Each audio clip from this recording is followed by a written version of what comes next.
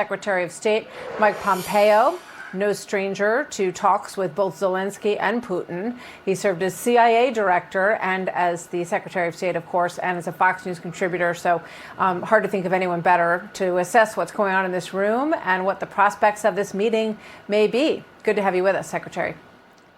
Martha, great to be with you. Thank you. So tell me what your thoughts are, having watched this very unique format of this meeting. And now, of course, they're going to go behind closed doors and push further on what all of this would look like in terms of a security guarantee.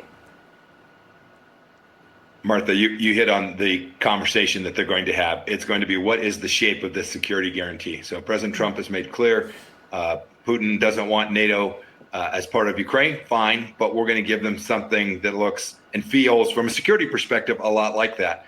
President Trump's been a little coy about exactly what America's role will be in that. But boy, if you talk to the naysayers over the last 6 months about what President Trump might be willing to do, President Trump is in a very different place. He is, again, putting real pressure on Russia. Think about this meeting alone and the unanimity you saw in that room today. Putin watches this too, and he says this is a united front protecting Europe in a way that it has not done for an awfully long time. And so that is a wonderful thing to convince Putin to change his mind. Having said that, the one thing I think I may disagree with others on, or maybe even President Trump, I have not seen Putin prepared to give up anything material yet.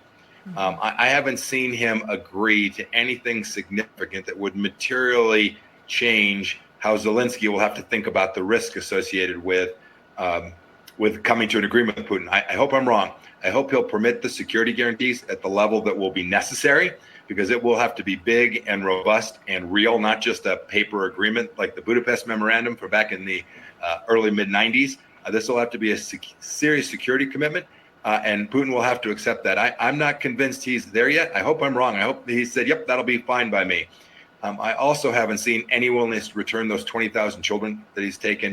You know, we talk about hostages in Gaza, 20,000 children being held by Russian forces inside of Russia today. So there's still much work to do. The fact that the Europeans all came to Washington today to support President Zelensky and President Trump in this effort, I think is an enormously good thing.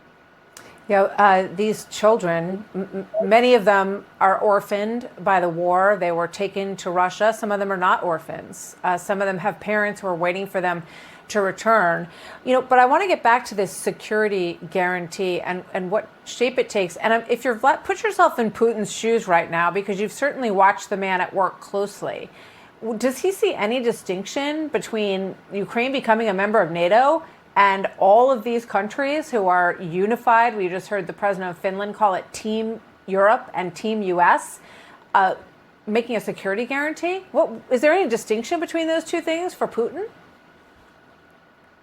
No, Martha, probably not from his perspective. Two thoughts. One, he often says, or you even see people in the United States say, you know, it's right for Putin not to want NATO on his border. We just saw the Finnish leader. We have NATO on the Russian border today. So that's just that's a ruse that Putin puts forward. It depends what the shape of that security tool is. Is it multinational? Is it real? Are there real weapons, real forces, real intelligence sharing? Is there a shape to this that looks and feels like NATO, or is it just a scattered outpost?